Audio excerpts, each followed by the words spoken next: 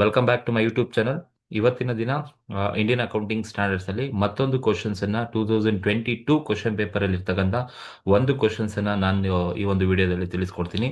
ಈ ಒಂದು ಕ್ವಶನ್ ಬಂದಿರತಕ್ಕಂಥದ್ದು ಕಾಂಪ್ರಹೆನ್ಸಿವ್ ಇನ್ಕಮ್ ಸ್ಟೇಟ್ಮೆಂಟ್ ಮೇಲೆ ಬಂದಿರತಕ್ಕಂಥದ್ದು. ನಿಮಗೆ ಯೂಶುವಲ್ ಆಗಿ ಒಂದು statement of profit and loss account ಕೇಳ್ತಾರೆ and statement of financial position ಕೇಳ್ತಾರೆ. ಅದರ ಜೊತೆಗೆ ಅದರ್ ಕಾಂಪ್ರಿಹೆನ್ಸಿವ್ ಇನ್ಕಮ್ ಸ್ಟೇಟ್ಮೆಂಟ್ ಅನ್ನ ಮಾಡಿ ಅಂತಾನೂ ಕೂಡ ಕೇಳ್ಬೋದು. ಸೊ ಹೇಗೆ ಈ ಒಂದು ಕ್ವಶನ್ಗೆ ನೀವು ಆನ್ಸರ್ಸ್ ಮಾಡಬೇಕಾಗುತ್ತೆ ಅನ್ನೋದನ್ನ ಈ ಒಂದು ಕ್ವಶನ್ಸ್ ಅಲ್ಲಿ ನಾನು ಹೇಳ್ಕೊಡ್ತೀನಿ. ಅದೇ ತರ ಯಾವ ತರ ಫಾರ್ಮೆಟ್ ಕೂಡ ಹಾಕೋಬೇಕು ಅನ್ನೋದು ಕೂಡ ನಿಮ್ಗೆ ಹೇಳ್ಕೊಟ್ಟು ಆನ್ಸರ್ಸ್ ಅನ್ನ ಮಾಡ್ತಾ ಹೋಗ್ತೀನಿ. ಸೊ ಈ ಒಂದು ಕ್ವಶನ್ಸ್ ಅನ್ನ ನೋಡಿದ್ರೆ ನೋಡಿ, from the following information extracted from the books of Pearson limited for the year ending 31st March 2021. So Pearson ಕಂಪನಿಗೆ ಸಂಬಂಧಪಟ್ಟ ಕೆಲವೊಂದು ಬುಕ್ಸ್ ಆಫ್ ಅಕೌಂಟ್ಸ್ ಅನ್ನ ನಮ್ಗೆ ಇಲ್ಲಿ ಕೊಟ್ಟಿದ್ದಾರೆ. ಸೊ ಇದನ್ನ ಯೂಸ್ ಮಾಡಿಕೊಂಡು ನಮ್ಗೆ ಇಲ್ಲಿ ಹೇಳಿದ್ದಾರೆ ನೋಡಿ, prepare statement of other comprehensive income. ಇದು most important. Other comprehensive income ಅನ್ನ ಪ್ರಿಪೇರ್ ಮಾಡಿ ಅಂತ ಹೇಳಿದ್ದಾರೆ. ಏನೇನು ಕೊಟ್ಟಿದ್ದಾರೆ ಫಸ್ಟ್ ನಾವು ನೋಡೋಣ. Net profit after tax 54 lakh ಇದೆ. Exchange difference on foreign translation of foreign operation 5,90,000 ಇದೆ. Revaluation gain on land and building 2,03,000 ಇದೆ. Net loss of cash flow hedges 7,57,000 ಇದೆ. Net loss on debt securities, ಅಂದರೆ debt securities measure ಮಾಡಿದ್ದಾರೆ, fair value ಮೇಲೆ measure ಮಾಡೋದು 1,15,000 ಇದೆ. Measurement gain on defined benefit plan 8,08,000 ಇದೆ.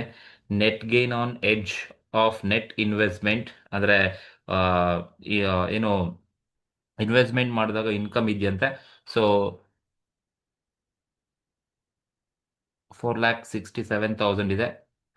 Prepare statement of other comprehensive income statement ಅನ್ನ prepare ಮಾಡಿ ಅಂತ ಹೇಳಿದ್ದಾರೆ. ಇದು ಕ್ವಶನ್ ಅಲ್ಲಿ ಇರ್ತಕ್ಕಂಥ ಇನ್ಫಾರ್ಮೇಶನ್.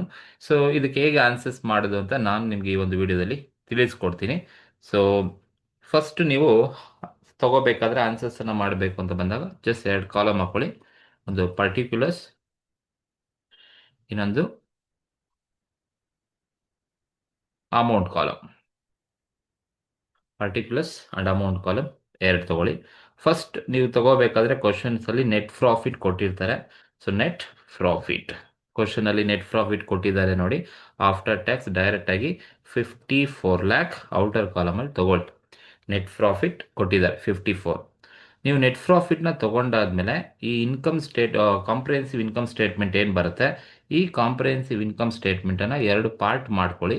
ಸೊ ಹೇಗೆ 2 ಪಾರ್ಟ್ ಮಾಡ್ಕೋಬೇಕು, ಯಾವ ಥರ ಮಾಡ್ಕೋಬೇಕು ಅಂದರೆ, ಮೊದಲನೇದು ಬಂದು items that may not be reclassified to profit or loss. So ಇದು ಮೊದಲನೇ ಒಂದು part, items that may be reclassified profit or loss. And ಎರಡನೇದು ಬಂದು, ಸೊ ಎರಡನೇದು ಯಾವ್ದು ತಗೋಬೇಕಪ್ಪ ಅಂತ ಹೇಳಿದ್ರೆ, ನೀವು ಜಸ್ಟ್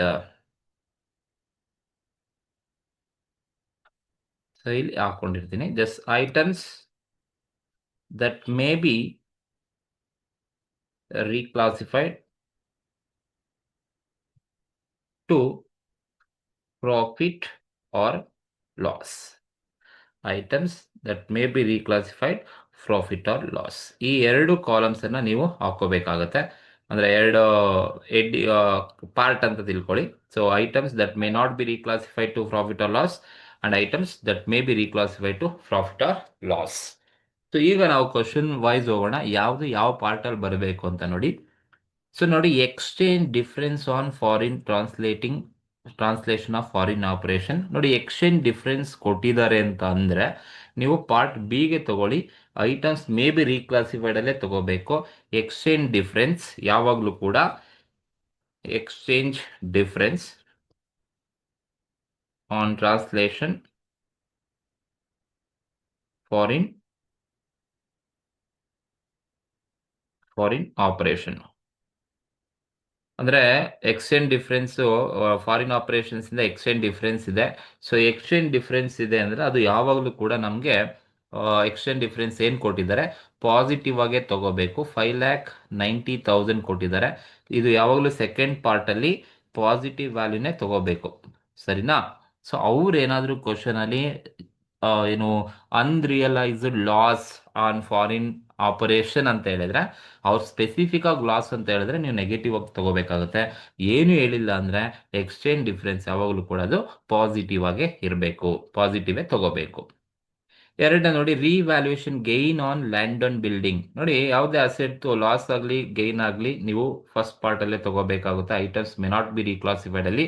ಸೊ ಇಲ್ಲಿ ಯಾವುದು ಲ್ಯಾಂಡ್ ಅಂಡ್ ಬಿಲ್ಡಿಂಗ್ ಅನ್ನ ರಿವ್ಯಾಲ್ಯೂ ಮಾಡಿದ್ದಾರೆ, ರಿವ್ಯಾಲ್ಯೂಯೇಷನ್ ಗೈನ್ ಇದೆ. ಲ್ಯಾಂಡ್ ಅಂಡ್ ಬಿಲ್ಡಿಂಗ್ ನ ರಿವ್ಯಾಲ್ಯೂ ಮಾಡಿದಾಗ, ಸೊ ಲ್ಯಾಂಡ್ ಅಂಡ್ ಬಿಲ್ಡಿಂಗ್ ಅಲ್ಲಿ ಏನು ಗೈನ್ ಬಂದ್ಬಿಟ್ಟಿದೆ, ರಿವ್ಯಾಲ್ಯೂ ಮಾಡಿದ್ದಾರೆ. ರಿವ್ಯಾಲ್ಯೂ ಅಂದ್ರೆ ಮತ್ತೆ ಮೆಜರ್ ಮಾಡಿದ್ದಾರೆ, ರಿಮೆಜರ್ಮೆಂಟ್ ಮಾಡಿದ್ದಾರೆ, ರಿವ್ಯಾಲ್ಯೂ ಮಾಡಿದ್ದಾರೆ, ಗೈನ್ ಆಗಿದೆ. ಗೈನ್ ಅಂದ್ರೆ ಪ್ರಾಫಿಟ್ ಆಗ್ಬಿಟ್ಟಿದೆ ಅಂತ ಅರ್ಥ. ಸೊ 2,03,000 ಇದೆ. ಸೊ ಪ್ರಾಫಿಟ್ ಆದ್ರೆ ನಾವು ಯಾವಾಗಲೂ ಕೂಡ ಪಾಸಿಟಿವ್ ತಗೋಬೇಕು. ಗೈನ್ ಕೊಟ್ಟಿದ್ದಾರೆ. Suppose revaluation loss on land and building ಅಂತ ಹೇಳಿದ್ರೆ ಅದೇ ಅಮೌಂಟ್ ನಾನು ನೆಗೆಟಿವ್ ಆಗಿ ತಗೊಂಡ್ಬಿಡ್ತೇವೆ, ಬಿಕಾಸ್ ಲಾಸ್ ಅಂತ ಅರ್ಥ.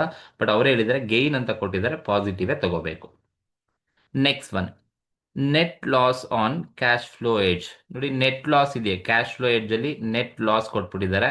ಸೊ ಅವ್ರು ಹೇಳಿದ್ದಾರೆ ಲಾಸ್ ಅಂತ ಹೇಳಿದ್ದಾರೆ, ಸೆಕೆಂಡ್ ಪಾರ್ಟ್ ಅಲ್ಲಿ ತಗೋಬೇಕು. Net loss on cash flow. ನೋಡಿ, ಕ್ಯಾಶ್ ಫ್ಲೋ ಅಂತ ಇದೆ ಅಂತ ಕೊಟ್ಟಿದ್ದಾರೆ ಅಂದ್ರೆ ಆ ಸೆಂಟೆನ್ಸ್ ಅಲ್ಲಿ ಕ್ಯಾಶ್ ಫ್ಲೋ ಇದೆಯಾ ನೋಡಿ, ಗೈನ್ ಅಥವಾ ಲಾಸ್ ಎರಡರಲ್ಲಿ ಒಂದು ಕೊಟ್ಟಿರ್ತಾರೆ. ಸೊ ಇದು ಐಟಮ್ಸ್ ಮೇ ಬಿ ರೀಕ್ಲಾಸಿಫೈಡ್ ಅಲ್ಲೇ ಬರಬೇಕು ಯಾವಾಗಲೂ ಕೂಡ. ಕ್ಯಾಶ್ ಫ್ಲೋ ಕೊಟ್ಟಿದ್ದಾರೆ ಅಂದ್ರೆ ಸೊ ಅವ್ರು ಲಾಸ್ ಅಂತ ಹೇಳಿದ್ದಾರೆ, ಅದು ಲಾಸ್ ಅಂತ ಅರ್ಥ. ಗೈನ್ ಅಂತ ಹೇಳಿದ್ರೆ ಪ್ರಾಫಿಟ್ ಇದೆ ಅಂತ ಅರ್ಥ. Net loss on cash flow edges ಇದೆ. ಸೊ ಲಾಸ್ ಎಷ್ಟಿದೆಯಪ್ಪ ಅಂತ ಹೇಳಿದ್ರೆ 7,57,000 ಇದೆ. 7,57,000 ಲಾಸ್ ಕೊಟ್ಬಿಟ್ಟಿದ್ದಾರೆ. ನೆಕ್ಸ್ಟ್ ಬಂದು ನೋಡಿ, net loss on debt security measured at a fair value. Fair ವ್ಯಾಲ್ಯೂದಲ್ಲಿ ಮೆಷರ್ಮೆಂಟ್ ಮಾಡಿದ್ದಾರೆ. ಸೊ ನೆಟ್ ಲಾಸ್ ಆಗಿದೆ. ಸೊ ಡೆಟ್ ಸೆಕ್ಯೂರಿಟೀಸ್ ಅಲ್ಲಿ ಇನ್ವೆಸ್ಟ್ಮೆಂಟ್ ಮಾಡಿದಾಗ, ಸೊ ಅದನ್ನ ಕೂಡ ನೀವು ಎಲ್ಲಿ ತಗೋಬೇಕಪ್ಪ ಅಂತ ಹೇಳಿದ್ರೆ ಸೆಕೆಂಡ್ ಪಾರ್ಟ್ ಅಲ್ಲಿ ನೀವು ತಗೋಬೇಕಾಗುತ್ತೆ.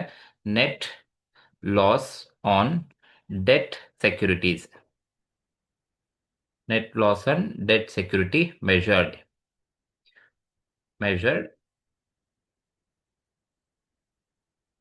ಕೊಟ್ಟಿದ್ದಾರೆ. ಸೊ ಲಾಸ್ ಇದೆ.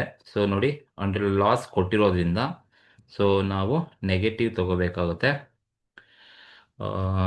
1,15,000 ಲಾಸ್ ಕೊಟ್ಟಿದ್ದಾರೆ, ನೆಗೆಟಿವ್ ವ್ಯಾಲ್ಯೂ.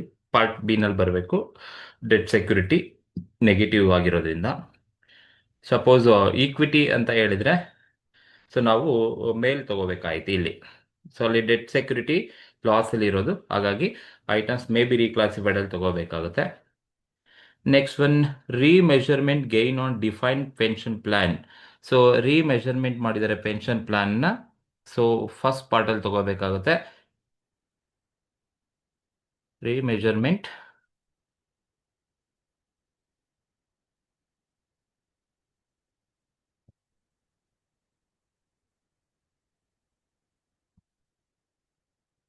remeasurement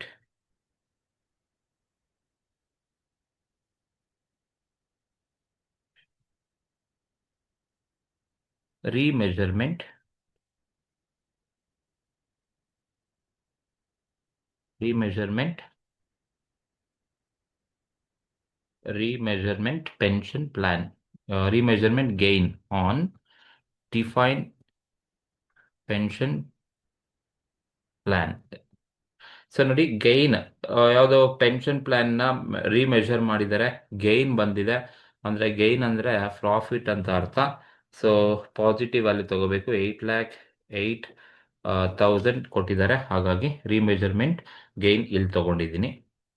ಇನ್ನು ಬ್ಯಾಲೆನ್ಸ್ ಉಳ್ಕೊಳ್ಳೋದು ನೋಡಿ, net gain on hedge of net investment.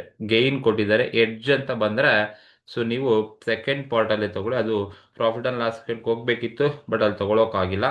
So ಹಾಗಾಗಿ ಸೆಕೆಂಡ್ ಪಾರ್ಟ್ ಅಲ್ಲಿ ತಗೋಬೇಕು. Net gain on hedge, net gain on hedge of net investment in net investment. So gain ಇದೆ, so that is net gain ಅಂತ ಹೇಳಿರೋದು. So investment ಅಲ್ಲಿ hedges ಇಂದ gain ಬಂದ್ಬಿಟ್ಟಿದೆ. So profit ಅಂತ ಅರ್ಥ. 4,67,000 ಇದೆ. ಸೊ ಈಗ ನೀವೇನು ಮಾಡಬೇಕು ಅಂತ ಹೇಳಿದ್ರೆ, ಸೊ ಈಗ ಈ ಎಲ್ಲದನ್ನು ಕೂಡ ನಾವು ಅಡ್ಜಸ್ಟ್ ಮಾಡಬೇಕಾಗುತ್ತೆ. ಸೊ ಈಗ ಇನ್ಯಾವುದು ಕ್ವಶನ್ಸ್ ಅಲ್ಲಿ ಇಲ್ಲ. ಪಾರ್ಟ್ 1, ಪಾರ್ಟ್ ಎಲ್ಲದನ್ನು ಕೂಡ ನಾವು ರಿಮೂವ್ ಮಾಡಿದ್ದೀವಿ. ಹಾಗಾಗಿ ಸೊ ನಾವೆಲ್ಲ ಈಗ ನೀವೇನು ಮಾಡಬೇಕು ಅಂದರೆ, ಈಗ ಎಲ್ಲದನ್ನ ಅಡ್ಜಸ್ಟ್ ಮಾಡಿ ಔಟರ್ ಕಾಲಮಲ್ಲಿ ಹಾಕಿ. ಸೊ ಈಗ ನಾನು ಈ ಎರಡು total first 2 lakh plus 8 lakh total ಮಾಡಿದ್ರೆ 10,11,000 ಬರುತ್ತೆ. ಔಟರ್ ಕಾಲಮಲ್ಲಿ ಎರಡು ಪಾಸಿಟಿವ್ ಇದೆ. 10,11,000 ನಾನು ಇಲ್ಲಿ ತಗೊಂಡೆ. 10,11,000 ಸೆಕೆಂಡ್ ಪಾರ್ಟನ್ನು ಅಡ್ಜಸ್ಟ್ ಮಾಡಿದ್ರೆ ನೋಡಿ, 5,90,000 ಪಾಸಿಟಿವ್ ಇದೆ, ಎರಡು ನೆಗೆಟಿವ್ ಇದೆ, 4,60,000 ಪಾಸಿಟಿವ್ ಇದೆ. ಅಡ್ಜಸ್ಟ್ ಮಾಡಿದ್ರೆ ನಮಗೆ ಟೋಟಲ್ ಬಂದು ಎಲ್ಲ ಪ್ಲಸ್ ಮೈನಸ್ ಎಲ್ಲ ಅಡ್ಜಸ್ಟ್ ಮಾಡಿದ್ರೆ ನಮಗೆ ಬರೋದು 1,85,000 ಬರುತ್ತೆ. ಸೊ ಈಗ ಔಟರ್ ಕಾಲಮಲ್ಲಿರೋ ನೆಟ್ ಪ್ರಾಫಿಟ್ಗೆ ಈ ಎಲ್ಲ ಅಡ್ಜಸ್ಟ್ ಮಾಡಿ ಬರೋದೆ ನಮಗೆ ಬರ್ತಕ್ಕಂಥ ಅಮೌಂಟ್ ಏನಪ್ಪ ಅಂತ ಹೇಳಿದ್ರೆ, total other comprehensive income. Total other comprehensive income ಅಂತ ಕರಿತೀವಿ. ಸೊ ಟೋಟಲ್ ನಮಗೆ ಬರ್ತಕ್ಕಂಥ ಅದರ್ ಕಾಂಪ್ರಿಹೆನ್ಸಿವ್ ಇನ್ಕಮ್ ಎಷ್ಟಿದೆಯಪ್ಪ ಅಂತ ಹೇಳಿದ್ರೆ 11,54,000. ಟೋಟಲ್ ಬಂದು 11 lakh ಅಲ್ಲ, ದಟ್ ಈಸ್ ಟೋಟಲ್ ಕಾಂಪ್ರಿಹೆನ್ಸಿವ್ 54, 64, 65, 96,000 ಬರುತ್ತೆ. 65, 96,000 total comprehensive income for the year. 65,96,000 ನಮಗೆ ಸಿಗುತ್ತೆ. ಇದು ಅದರ್ ಕಾಂಪ್ರಿಹೆನ್ಸಿವ್ ಇನ್ಕಮ್. ಸೊ ಈ ಕ್ವಶನ್ ಕೂಡ ಕೇಳಿದ್ರೆ ಇದೇ ಥರನೇ ಕೇಳ್ತಾರೆ, ಏನು ವ್ಯತ್ಯಾಸ ಇರೋದಿಲ್ಲ. ಸೊ ನೀಟಾಗಿ ಪ್ರಾಕ್ಟೀಸನ್ನು ಮಾಡಿ. ಸೊ ಇದು ಅದರ್ ಕಾಂಪ್ರಿಹೆನ್ಸಿವ್ ಇನ್ಕಮ್. ಸೊ ಈ ಥರ ನೀವು ಪಾರ್ಟ್ ಮಾಡ್ಕೋಬೇಕು. ಪಾರ್ಟ್ 1, ಪಾರ್ಟ್ 2 ಮಾಡಿಕೊಂಡು ಆನ್ಸರ್ಸನ್ನು ಮಾಡಬೇಕಾಗುತ್ತೆ. Thank you.